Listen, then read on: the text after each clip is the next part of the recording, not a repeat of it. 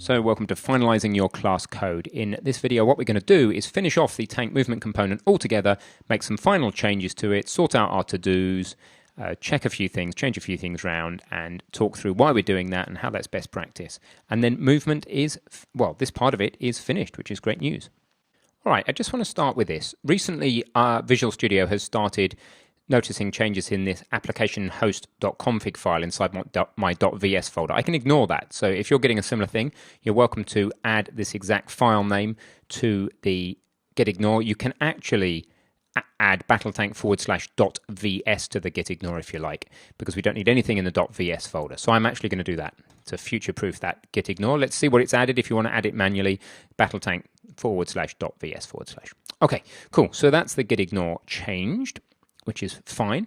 Now let's go ahead and open the project and this Visual Studio solution. And what we're going to do is finish off this tank movement component. It's pretty much done, actually. This is the first class, I think, that has come to a completion. So let's start in the code and have a bit of a review as to what's going on. Start in the header file. I'm going to work down from the top. Fill in your copyright notice in the project settings. You know what? We should do that. So settings in Unreal, project settings. And then somewhere we will have a copyright notice. Here it is. Let's fill that in. Copyright Embrace IT Limited. Great. So that won't change the file we've already created, but it will mean that future files will have something like Copyright Embrace IT Limited in them. Let's just fill that in for fun by pasting it. Okay, Pragma once we leave. This is all good. Now, one of the questions, do we need this forward declaration? Well, highlighting it shows that it is used, well, you can see that it's used here, uTankTrack. So yes, we need it. We have a class description. Do we need to make this class a blueprint spawnable component? Yes. Remind ourselves why. If we look at the tank blueprint, it is so that we can add the tank movement component manually like this. We'll probably do the same thing with the aiming component soon. It is down here in our custom menu as tank movement. So we need that bit. It's necessary. So do we need to make this guy blueprint callable, the initialize? Yes, because that's where we do the initialization. If you remember, in the event graph, we initialize here by passing in references to the tank tracks. That's sensible. Do we need these guys to be blueprint callable? Intend move forward and intend turn right? Of course, because it's part of the input binding. So that's all good. Now, little hint, category. And thank you to those on the forum who've pointed this out. There's a bit of a bug in Unreal right now that means you may get some crashes because your category definer isn't in quotes. So to be safe, let's put it in quotes. That also lets you put strange characters in, like, you know, like other characters in the middle here, if you wanted to. So I'm going to put quotes around this as I go in future. Now, we said to ourselves, let's see what protection request direct move needs. Now, if you recall, we found request direct move inside the actual engine code. I don't remember exactly where we found it, but if you go and look at it, it is a public method in the superclass in the uNav component. But it turns out here we can actually make it as protected as private, and that was very confusing. We can make it private, to not use that other word to confuse things. So we can actually make it this level of protection, private, and it will still work. So let's just prove that. And that's basically because, I'll explain with a diagram. It's basically because if you look back to our diagram as to how the AI system works here, where the pathfinding logic has a hook into the request direct move method, it has a pointer to a nav movement component, not a tank movement component. And on the nav movement component, request direct move is a public method. So let's just play and prove that things still work. They do. So because the tanks are moving, request direct move must be being called. So because we can make it private, we may as well.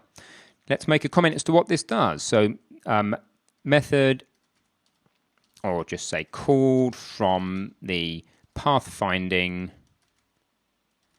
logic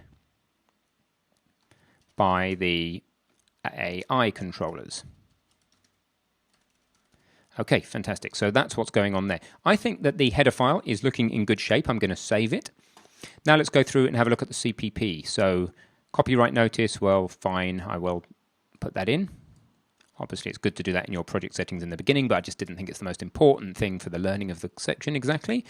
This is all good. Now, what I am going to do very briefly is we need to sort out this double speed issue. I've got a way of preventing the double speed. I think what I'm going to do is just unbind these shoulder buttons. But in the before we do that and consider that a solution, let's just look at the two throws. I'm just going to say right %F, and then I'm going to say forward %F, like so, and then I'm just going to say, let's look at the right throw, and let's look at the forward throw.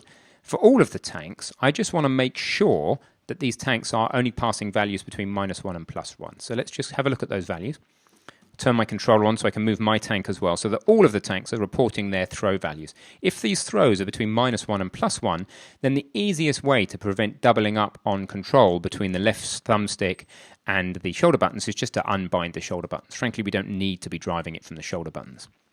So I'm just moving my tank forward, back, left, right. I'm going to stop, take a look at the logs, looking for anything with a 1 or beyond. It's all good. All of these throws are between -1 and +1, so I'm pretty happy with that. I'm actually going to get rid of the log entry now that we don't need it, further reducing our lines of code.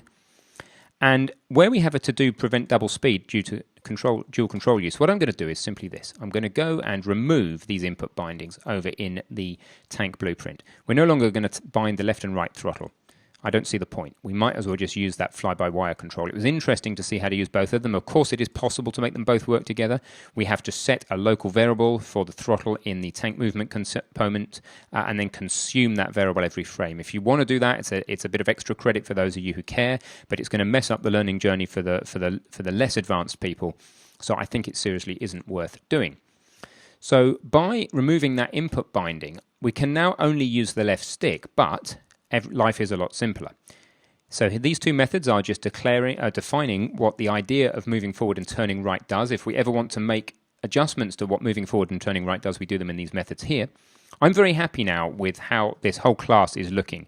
It's pretty tight, it's pretty clear, it reads nicely, so I'm happy. What I'm going to do before I ever commit is to compile and just have a quick play test of the game, and then start casting my mind forward to thinking, well, what is the least fun thing about this game right now? That age-old question. So that in the next video we can come in and fix that. I'm going to compile the tank blueprint, save the tank blueprint, play the game, hit F11, and just make absolutely sure that with my left stick I can control the tank. It's slippy, slidey, and in fact that is, thinking about it while I play this, probably the least fun thing about it now. I mean, it's fun, like just in the same way that Goat Simulator's fun, that these tanks slide around like crazy. And you know what? We may want to put some ice into the world and in the future, play with those physics settings and set a different coefficient of friction based on the terrain paint, and then actually make maybe an ice lake. Maybe somebody wants to do that, and then we'll have some slipping and sliding if we want it. But for most of the time, I think that we need to get rid of this slipping and sliding somehow.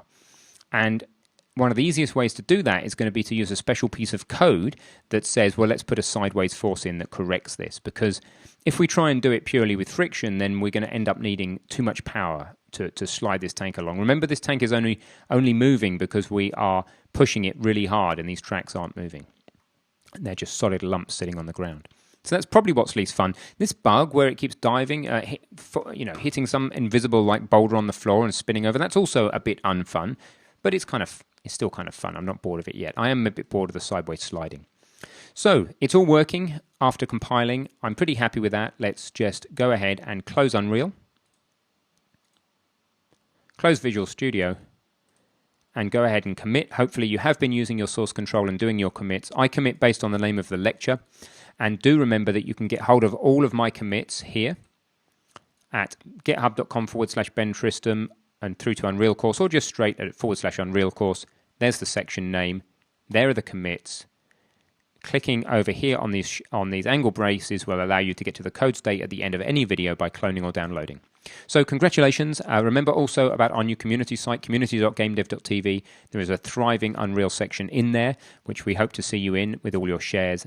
And I will see you soon.